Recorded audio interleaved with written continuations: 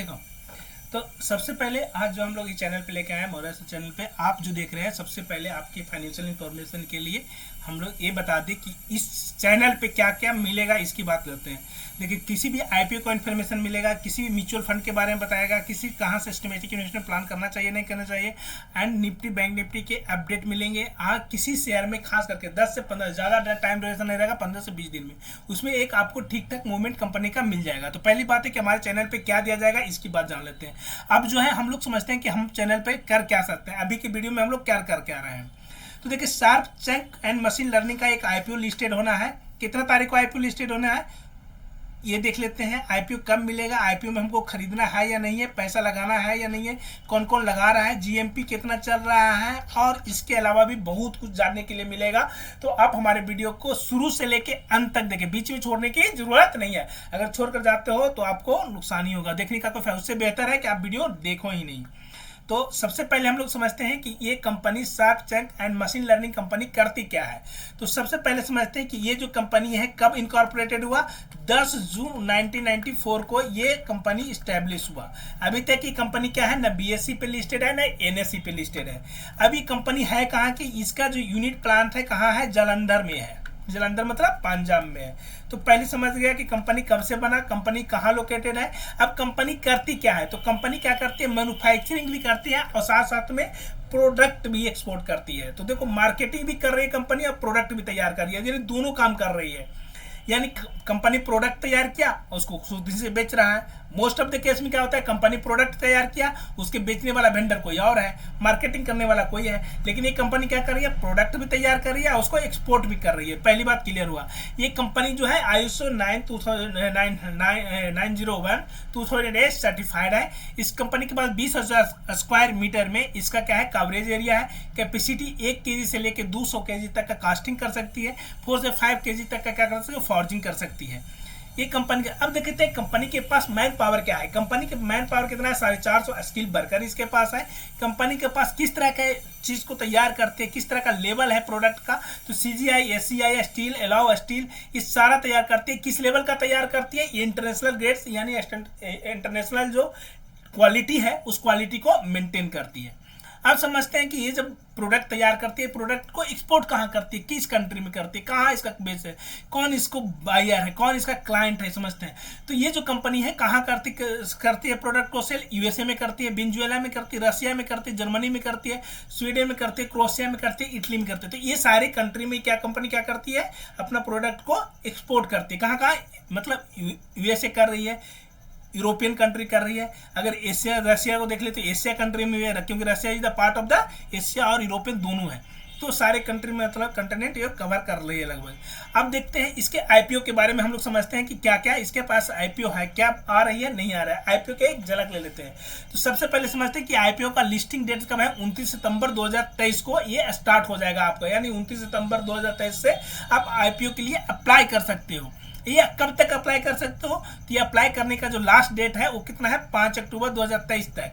अच्छा, इसको अब मान ली किसी ने आईपीओ अप्लाई कर दिया, अब 5 अक्टूबर खत्म हो गया। अब वो आईपीओ को मिलेगा कब, आईपीओ जो आपको मिलने जा रहा है वो कब मिलेगा, 9 अक्टूबर 2023 को। 9 अक्टूबर को आपके अकाउंट में आईपीओ अलॉटमेंट हो जाएगा।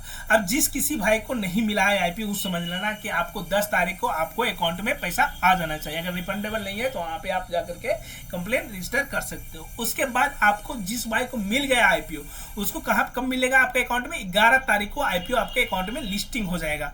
तो ये बात समझ में आ गया होगा सबको, अगर हाँ कि कब आईपीओ लिस्टिंग होना है कब नहीं होना है, ये बात अगर समझ में आ गई हो तो हम लोग चलो थोड़ा सा आगे देख लेते हैं कि अगर आईपीओ लिस्टिंग मिल गया आपको, तो देखो 11 तारीख को मिलेगा। 12 तारीख को आईपीओ आपको मार्केट में ट्रेड होने लगा, यानी एनएससी और बीएससी दोनों जगह पे आईपीओ देखने लगेगा। अब समझिए, जब आईपीओ 12 तारीख को मिल जाएगा, 11 तारीख को मिल जाएगा, 12 तारीख को सुबह 9:45 पे आईपीओ स्टार्ट हो जाएगा ट्रेड होना। तो जिस किसी को अगर मान लो आईपीओ अभी कितना है, 58 रुपये पे, अगर ये बढ़ करके 70-80 रुपये के आसपास खुल जाता है, तो अगर आप बेचना चाहते हो तो रिटेलर बेच सकता है। लेकिन कोई भी जो समझना है, बड़े बड़े जो फंड मैनेजर होता है जो आईपीओ में इन्वेस्ट करता है, वो सब उस दिन नहीं बेचेगा आईपीओ, ठीक है। तो आईपीओ में कौन बेचेगा, जो रिटेलर इन्वेस्टर जो है कि जो तुरंत इनको। लेकिन अगर आपका आईपीओ अच्छा लिस्टिंग होता है तो आप 1-2 दिन वेट करके भी आईपीओ को बेच सकते हो, आपको गुड रिटर्न मिलने का उम्मीद है। अब समझते हैं आईपीओ का क्या डेट है, कितना। तब पहली बात तो समझ गए कि आईपीओ 29 सितंबर से लेकर के 5 अक्टूबर तक क्या होगा, आईपीओ ये मतलब मार्केट में आपको इसके लिए अप्लाई कर सकते हो। दूसरे लिस्टिंग डेट क्या है, 11 तारीख अक्टूबर को है। फेस वैल्यू क्या है, इस शेयर का जो फेस वैल्यू है एक शेयर का वो 10 रुपया है। प्राइस कितना है, 58 रुपीज़ पे ये आपको जाके अभी मिलेगा। आपको इसके लिए अप्लाई कर सकते हो। कितने शेयर अप्लाई कर सकते हो, तो आपको कंफर्मेशन के लिए अगर आप अप्लाई करोगे तो 2000 क्वांटिटी आपको मिनिमम बाय करना पड़ेगा। ये देखो टोटल साइज इशू क्या है, कितना मतलब 16 करोड़ टोटल शेयर इशू हो रहा है, जिसमें फ्रेश इशू कितना है, 5 करोड़ है। ऑफर पर सेल मतलब बाद में जो सेल करेगा 11 करोड़ के आसपास शेयर है। फिक्स टाइप आईपीओ है, एनएससी बीएससी दोनों पे आ रहा है ये शेयर, ठीक है। दूसरा बात, ये शेयर होल्डिंग प्री इशू कितना है, ये सब तो कोई खास आपके लिए काम का है नहीं। अब देख लेते हैं हम लोग इसके की इंडिकेटर क्या है, अर्निंग पर पी कितना है। तो किसी भी कंपनी का पी जो है कितना है, अभी 11.2 है। पोस्ट पी कितना, 12.32 है। मार्केट में कितना, 62 मार्केट कैपिटलाइजेशन जो है कंपनी का कितना है, 62 करोड़ पॉइंट। आरओई कितना है, 10.7%। आरओसी कितना है, 11%। डेबिट इक्विटी रेशियो कितना है, 1.73। ये जो कि दिक्कत है, डेबिट इक्विटी रेशियो कम होना चाहिए 1% से। अगर ये ज़्यादा है तो इसका मतलब प्राइस दिक्कत है। ईपीएस कितना है, 5.8 एंड आरओआई कितना 9.6% है। तो इसके बाद देख लेते हैं हम लोग कंपनी करती क्या है। कंपनी इस तरह का प्रोडक्ट तैयार करती है, देखो चंक से रिलेटेड। अभी प्रोडक्ट तो अच्छे लग रहे हैं, सेल्फ लिस्टिंग लेंथ मशीन कर रहा है, चंक कर रहा है, डबल साइज का कर रहा है। तो ये सब प्रोडक्ट तो काफ़ी अच्छा लग रहा है। अब देख लेते हैं कंपनी का हमारा एनुअल ग्रोथ क्या है। देखो तो एनुअल ग्रोथ क्या है, कंपनी जो है, देखो हमारे पास जो अभी अवेलेबल डाटा 2021 से लेकर 2023 तक का अवेलेबल डाटा है। तो देखना 21-31 में देखते हैं कंपनी के पास एसेट कितना है, 13,000 करोड़ के एसेट है। रेवेन्यू कितना है, 13,583 करोड़ का। प्रॉफिट कितना होता है आफ्टर द टैक्स, 330 करोड़ होता है। नेट वर्थ कितना है, 4,275 करोड़ का है। रेवेन्यू रिजर्व ऑफ सरप्लस कितना है, 3,300 करोड़ का है। और टोटल बोरिंग 6,000 करोड़ का 2021 में डाटा है, कितना है, 6,000 करोड़ का। इस पे क्या है, लोन है। अब देखते हैं 31 मार्च 2022 को क्या है। 31 मार्च 2022 को 18,000 करोड़ का इसने क्या किया, एसेट तैयार किया। रेवेन्यू कितना है, 15,000 करोड़ का था। प्रॉफिट देखो, मेन तो प्रॉफिट है, 450 करोड़ का प्रॉफिट इसको हुआ है। नेक्स्ट नेटवर्थ कितना है, 4,728 और इतना। टोटल बोरिंग जो होगा 10,000 करोड़ हो जाता है, यानी 6,000 से 10,000 करोड़ हो गया। 4,000 का करोड़ एक साल में लोन लिया कंपनी ने। क्या क्या, कुछ ज़्यादा इंफॉर्मेशन है नहीं कि आपको डिटेल बता देगी लोन का। 31 में क्या किया, 23 में क्या किया, इसने 18,000 करोड़ का एसेट है इसके पास। 17,931 करोड़ का इसने क्या किया, रेवेन्यू जनरेट किया, मतलब माल बेचा। 506 करोड़ क्या किया इसने, प्रॉफिट कमाया। अब इसका नेटवर्थ कितना बचा, 5,234। और यहाँ पे 4,256 करोड़ का इसने क्या किया, रेवेन्यू और रिजर्व में सरप्लस में अपने पास रखा गया। तो 9,000 करोड़ का। अब इसे 4,000 करोड़ का है, इधर खर्च है, इधर 10,000 करोड़।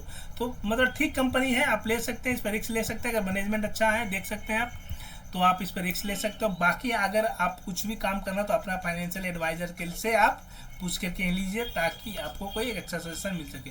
और हमारे जो आप लिस्टिंग देख रहे हैं, ये चैनल नॉलेज और ज्ञान के लिए है। तो आज के लिए थैंक यू, धन्यवाद।